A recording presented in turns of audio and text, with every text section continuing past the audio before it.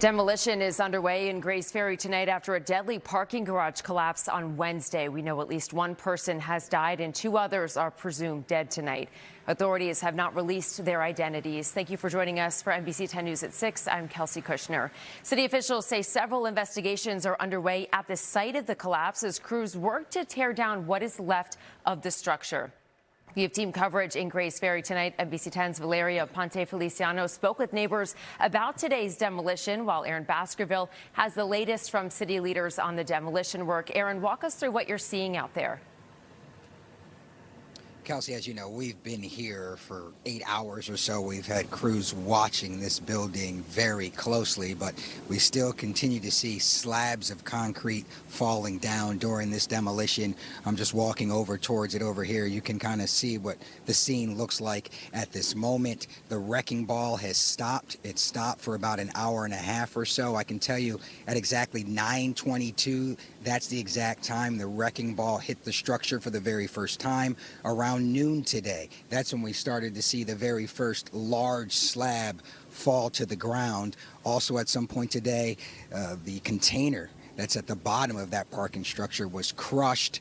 A utility pole was crushed as well as some of that concrete was falling.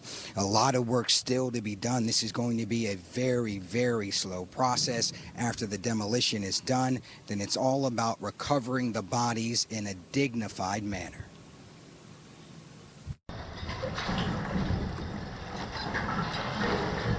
Slow and methodical. Investigators say the critical transition from response to recovery continues today at 30th and Grays Ferry. Crews are doing a controlled demolition before eventually searching for the missing workers, presumed to be dead. This is going to take time because we have to do it safely. We're not sure how this building is going to react as we are taking it down. City leaders now tell NBC 10 there's several investigations underway, including from police, fire, and license and inspections. They say state and federal agencies are also looking into why a section of the CHOP-owned parking garage collapsed on Wednesday afternoon. Investigators say two workers presumed to be dead or trapped in the rubble. A third worker also died, all members of Iron Workers Local 401.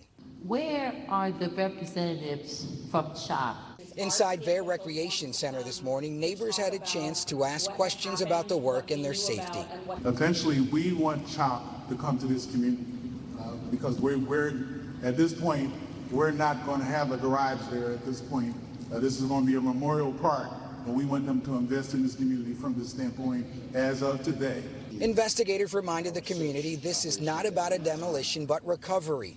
Once the structure is safely torn down, they say first responders will start the search, at times digging through the rubble with their hands. Once we finish our deconstruction phase, bringing this building down to a safe level, I'm going to have to ask my firefighters to go back into that space. And they're going to complete the final part of it.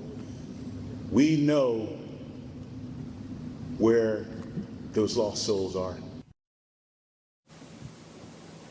And it's certainly about a dignified recovery of those lost souls. You can see some of the equipment over there moving some of the concrete around as well. That's kind of a new development in the last half hour or so as they continue to spray water as well. I'm told the wrecking ball will stop hitting the structure at nightfall. It doesn't mean that workers will leave the area at that point, but the wrecking ball will be done at nightfall, and if they have to continue tomorrow morning, they will continue. As for the investigation, city leaders are telling me that if there was any mistakes made during the construction of this parking garage, everyone and anyone will be held accountable, but they are stressing that these investigations will take a long time, so the answers might not come as fast as some want. For now, we're live in Grays Ferry. Aaron Baskerville, NBC 10 News.